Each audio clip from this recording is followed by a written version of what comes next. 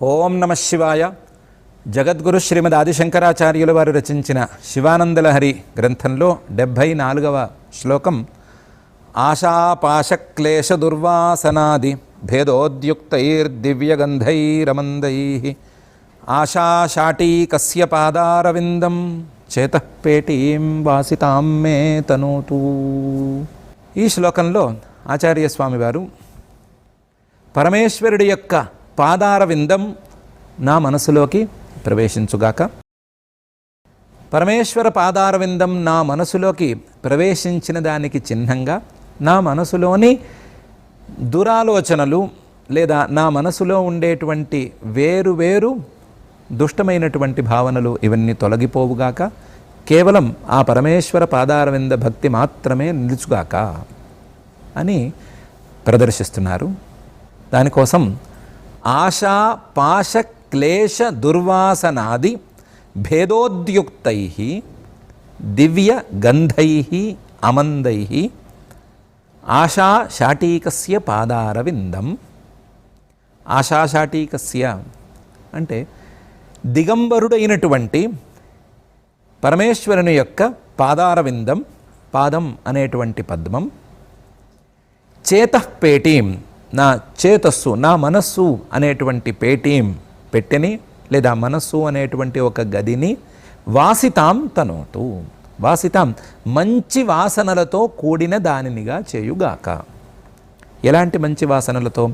దివ్యగంధై దివ్యమైనటువంటి భక్తి జ్ఞానము వైరాగ్యము లాంటి భావనలతో కూడినటువంటి గంధై అమందై మందమైనటువంటి గంధాలతో కాకుండా చాలా ప్రభావవంతమైనటువంటి గంధములతో నా యొక్క మనస్సు అనేటువంటి గదిని సువాసనాభరితంగా పరిమళభరితంగా చేయుగాక.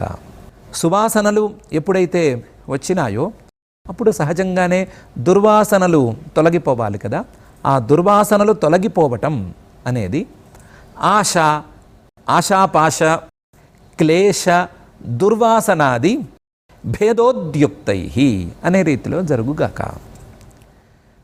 ఆశ అనేటువంటి పాశం, అలాగే క్లేశాలు అవిద్య అస్మిత రాగ ద్వేష అభినివేశాలు అనబడేటువంటి క్లేశాలు, దుర్వాసనలు అంటే కుసంస్కారాలు, మనమే సాధించి పెట్టుకున్నటువంటి దుష్ట క్రియలతో వచ్చిన దుష్ట జ్ఞానాలతో వచ్చినటువంటి కుసంస్కారాలు, ఆ కుసంస్కారాల యొక్క దుర్వాసనలను చెడు వాసనలను పోగొట్టే విధంగా ఉండేటువంటి దివ్యమైన గంధాలతో దివ్య గంధై అమందై చాలా తీవ్ర ప్రభావం కలిగినటువంటి ఆ దివ్య గంధాలతో కూడి ఉండేటువంటి ఆశాశాటీకస్య పాదారవిందం.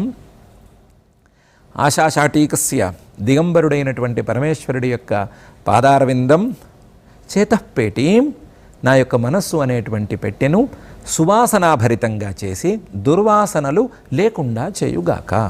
చేతఃపేటీం వాసితాం మే తనోతు అని స్వామివారు ప్రార్థనను ప్రదర్శిస్తున్నారు. ఇందులో పరమేశ్వరుడి యొక్క పాదారవిందాన్ని ఒక పద్మంతో పోలుస్తున్నారు. పద్మం అనేటువంటి పువ్వు మంచి వాసన కలిగింది అనేటువంటిది ప్రసిద్ధమే. కానీ దాని యొక్క వాసన కొంచెం మందంగా ఉంటుంది, అది కొంచెం మైల్డ్గా ఉంటుంది దాని వాసన. కానీ పరమేశ్వర పాదారవిందం యొక్క వాసన మాత్రం మైల్డ్గా ఏముండదు. అమందై దివ్యగంధై ఈ లోకంలో ఉన్నవారు తెలుసుకోగలిగినటువంటి పరిమళం కాదది. అసలు లోకంలో ఉండే పరిమళమే కాదు, దాని యొక్క ప్రభావమే వేరు, దాని యొక్క పరిమళం అనే వస్తువే వేరు. అలాంటి దివ్యమైన అమంద గంధాలతో ఆ పరమేశ్వర పాదారవిందం నా మనస్సుని ప్రవేశించుగాక. నా మనస్సుకి ఎప్పుడైతే ఈ పరమేశ్వర పాదారవింద సంస్పర్శ కలిగిందో అప్పుడు మనసులో ఉండేటువంటి ఆశాపాశాలు క్లేశాలు దుర్వాసనలు ఇవన్నీ వాటంతట అవే దూరం జరిగిపోవుగాక అని కూడా చూపిస్తున్నారు. ఆశాపాశం అనేది చాలా విచిత్రమైనటువంటి పాశం అని ఒక కవి చెప్పాడు. ఆశానామ మనుష్యాణం కాచిదాశ్చర్య శృంఖల యయా బద్ధాః ప్రధావంతి ముక్తాస్తిష్టంతి పంగువత్ అని. ఆశ అనేది ఒక విచిత్రమైనటువంటి సంఖ్యల, ఆశ్చర్యకరమైనటువంటి సంఖ్యల. ఏంటంటే ఈ సంఖ్యలతో గనక కట్టేస్తే మనుషులు పరిగెడతారు. సంఖ్యలతో సామాన్యంగా కట్టేస్తే పరిగెత్తడానికి వీలుండదు, కదలటానికి కూడా వీలుండదు. కానీ ఈ ఆశ అనేటువంటి సంఖ్యలతో కట్టేస్తే లేదా కట్టబడితే వారు పరిగెడతారు. యయా బద్ధా ప్రధావంతి ముక్తాస్తిష్టంతి పంగువత్. ఈ సంఖ్యలతో సంబంధం లేకుండా చేస్తే, సంఖ్యలను విడదీసేస్తే వారు ఆశాపాశాలు లేకపోతే గనక ఏమీ లేకుండా కూర్చుని ఉంటారు. మోకాళ్ళు లేని వాళ్ళు లేదా కాళ్ళు లేని వాళ్ళు కుంటి వాళ్ళు కూర్చున్నట్లుగా, కుంటి వాళ్ళు కదలలేనట్లుగా వీళ్ళు కదలకుండా కూర్చుంటారు అని ఒక కవి చక్కగా చెప్పాడు. అలాంటి ఆశాపాశం, విచిత్రమైనటువంటి ఆశాపాశం, ఉందో లేదో తెలియని ఆశాపాశం, ఉంటే ఎలా ప్రవర్తిస్తుందో అర్థం కానటువంటి ఆశాపాశం, ఇది తీరుతుందో తీరదో తెలియనటువంటి ఆశాపాశం, తీరినా తీరకపోయినా ఒకే రకంగా వ్యవహరించేటువంటి ఈ ఆశాపాశం, ఇలాంటి ఆశాపాశం పోవాలి అంటే పరమేశ్వర పాదార విందం అనేది వచ్చి తీరాలి.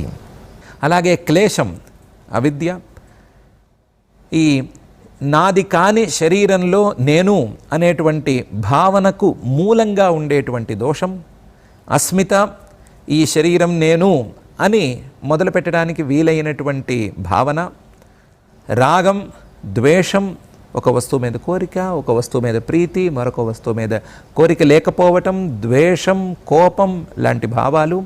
అలాగే అభినివేశాలు, నేను బాగుండాలి, నేను ఎలాగైనా సరే ఈ లోకంలో ఉండాలి అనేటువంటి తీవ్రమైనటువంటి అభినివేశం. ఇవి స్థూలంగా క్లేశాలైతే ఇవన్నీ కూడా పరమేశ్వర పాదారవింద సంస్పర్శతో దూరంగా జరిగిపోవాలి. అవిద్య ఉండటానికి వీల్లేదు, అవిద్య ద్వారా వచ్చిన మిగతా క్లేశాలు కూడా ఉండటానికి వీల్లేదు.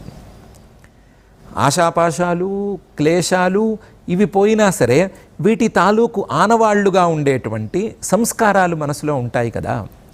అంటే ఆ సంస్కారాలు కూడా తొలగిపోవలసిందే, ఆ సంస్కారాలు కూడా ఉండటానికి వీల్లేదు. దుర్వాసనలు కూడా, కుసంస్కారాలు కూడా నా మనసులోంచి తొలగిపోవాలి. అది పరమేశ్వర పాదారవింద సంస్పర్శ జరిగినప్పుడే కలుగుతుంది. కాబట్టి నాకు ఆ పాదారవింద సంస్పర్శ కలగాలి అనేటువంటి ప్రార్థన ఈ శ్లోకంలో స్పష్టంగానే కనిపిస్తోంది. ఆశాపాశానికి విరుగుడుగా పరమేశ్వరుడి యొక్క స్వరూపాన్ని ఒక్కసారి తలుచుకోవటం చేసుకోవచ్చు. పరమేశ్వరుడు అందరికంటే గొప్ప స్థాయిలో ఉండేటువంటి వాడు, ఈ సృష్టిని తానే చేసేటువంటి వాడు. కానీ సృష్టిలో ఉండేటువంటి ఏ వస్తువుతోనూ తాను ప్రయోజనాన్ని పొందడు. కనీసం ఈ సృష్టిలో ఉండేటువంటి ఒక వస్త్రాన్ని కూడా కట్టుకోకుండా దిగంబరుడుగా ఉండి తన యొక్క పరిపూర్ణతను, పరిపూర్ణ వైరాగ్యాన్ని ప్రదర్శిస్తున్నాడు. అలాంటి పరిపూర్ణమైన వైరాగ్యాన్ని, పరిపూర్ణతను ప్రదర్శిస్తున్నటువంటి పరమేశ్వరుడి యొక్క దిగంబర రూపం గనక మనసులో మెదిలితే ఆశాపాశాలు తప్పనిసరిగా వెళ్ళిపోతాయి. ఆ పరమేశ్వరుడు ఎందుకు ఈ సృష్టిలో వస్తువుల్ని వాడుకోవటం లేదు, మనం ఎందుకు వాడుకుంటున్నాము అనేటువంటి రెండు ప్రశ్నలకు సమాధానాన్ని వెతుక్కోగలిగితే ఆశాపాశాలు వాటంతటవే పోతాయి. క్లేశాలు, అవిద్య అనేది ప్రకాశస్వరూపమైనటువంటి పరమేశ్వరుడు ప్రవేశిస్తే పోయి తీరుతుంది. ఆ అవిద్యతో వచ్చేటువంటి మిగతా క్లేశాలు పోయి తీరుతాయి. పరమేశ్వరుడి యొక్క పాదార విందం దివ్య గంధాలతో, అమందమైనటువంటి దివ్య గంధాలతో ప్రవేశిస్తే దుర్వాసనలకు ఆస్కారం ఎక్కడిది? దుర్వాసనలు కూడా పోతాయి. ఇలాంటి పాదార విందాన్ని సాధించడమే నా యొక్క పని. చేతఃపేటీం వాసితాం మే తనోతు. ఇలాంటి పరమేశ్వర పాదార విందం నా మనసులోకి ప్రవేశించిన వెంటనే నా మనసు సుగంధభరితంగా మారిపోని అని ఒక చక్కటి కల్పనని, చక్కటి ప్రార్థనని, చక్కటి విషయాన్ని మనకు ఆచార్య స్వామి వారు ప్రదర్శిస్తున్నారు. అయితే ఆశాశాటీకస్య అని రానే వచ్చింది కాబట్టి పరమేశ్వరుడి యొక్క ఆ దిగంబర స్వరూపం యొక్క అంతరార్థం వీటిని తెలుసుకోవటం అనేది సామాన్యమైన పని కాదేమో అని అనిపిస్తోంది. పురాణాల కథనం ప్రకారం పరమేశ్వరుడు దారుకావనం అనేటువంటి ఒక ప్రదేశంలో మునులందరూ వారి భార్యలతో సహా తపస్సు చేస్తూ ఉండగా ఒకసారి ప్రత్యక్షమయ్యాడు. ఎలా ప్రత్యక్షమయ్యాడు? ఇదే ఆశాశాటీక రూపంలో ప్రత్యక్షమయ్యాడు.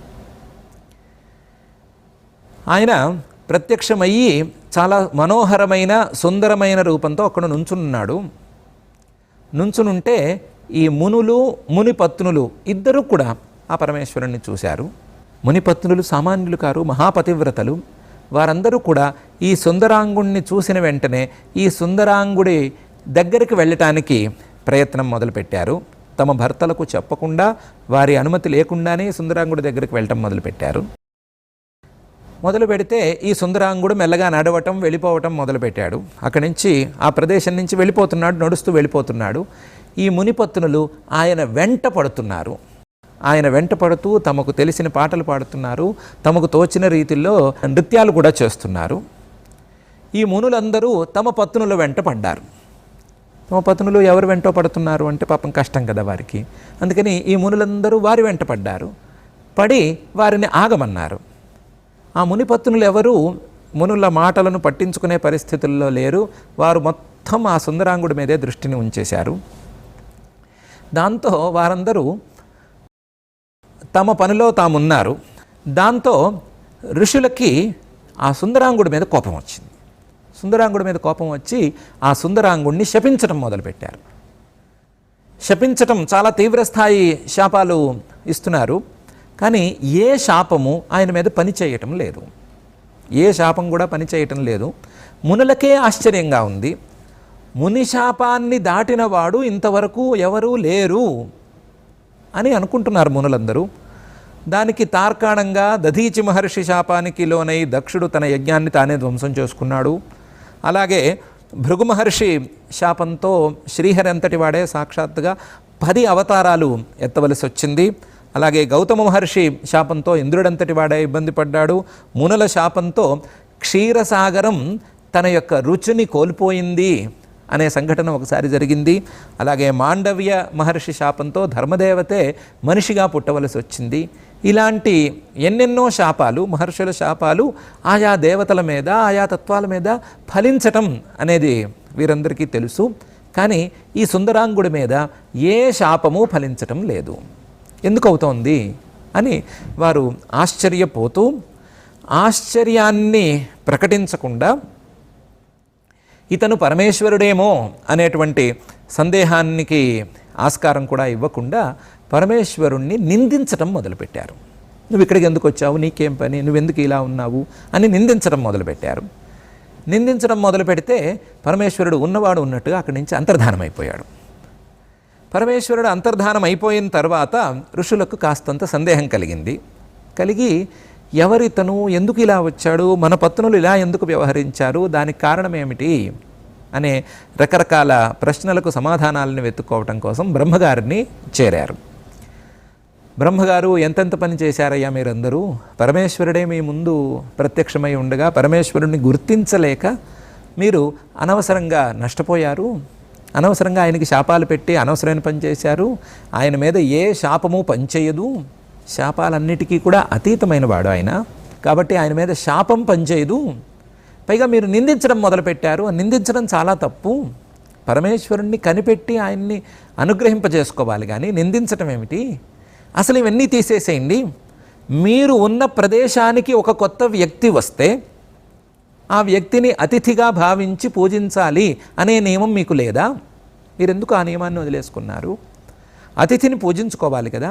అతిథి సాక్షాత్తుగా భగవంతుడి యొక్క స్వరూపం అని పూజించుకోవాలి కదా. అలా అతిథి పూజా స్వభావంతో కూడా లేకుండా వచ్చిన వాడిని నిందించారు అంటే మీరు పాపం చేసినట్లే, మీరు తప్పు చేసినట్లే. ఈ తప్పుకు పరిష్కారం నా దగ్గర లేదు, ఎక్కడ జరిగిందో అక్కడే పరిష్కారం ఉంది, మీరు పరమేశ్వరుడి దగ్గరే ఇదంతా తేల్చుకోవలసిందే అని చెప్పేశాడు. చేయగలిగింది ఏముంది ఇంకాను. మళ్ళీ మహర్షులందరూ దారుకావనం చేరారు. చేరి ఏకాగ్రతతో మళ్ళీ తమ తపస్సులను తాము చేయటం మొదలుపెట్టారు. ఆ తపస్సు చేయటం అనేది సంవత్సర కాలం పాటు శివదీక్షతో తపస్సు చేయటం మొదలుపెట్టారు.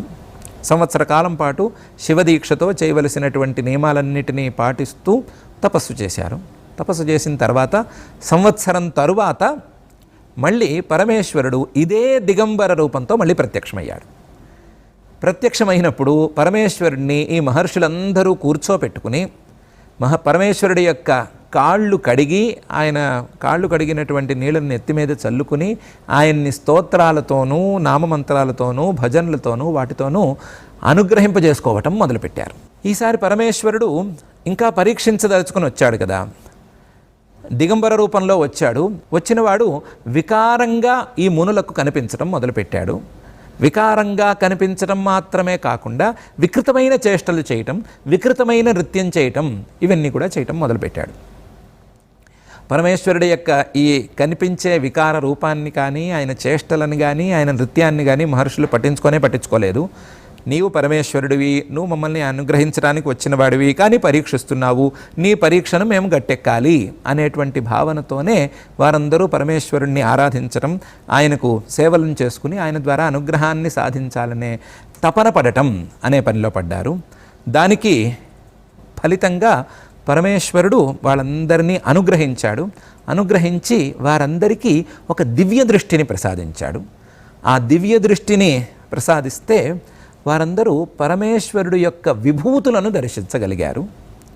ఈ సృష్టిలో ఉండేటువంటి ఒక్కొక్క అంశంలోనూ పరమేశ్వరుడు యొక్క అంశం, పరమేశ్వరుడు యొక్క ప్రభావం ఏ విధంగా ఉంది అనే విషయాన్ని వాళ్ళు దర్శించగలిగారు.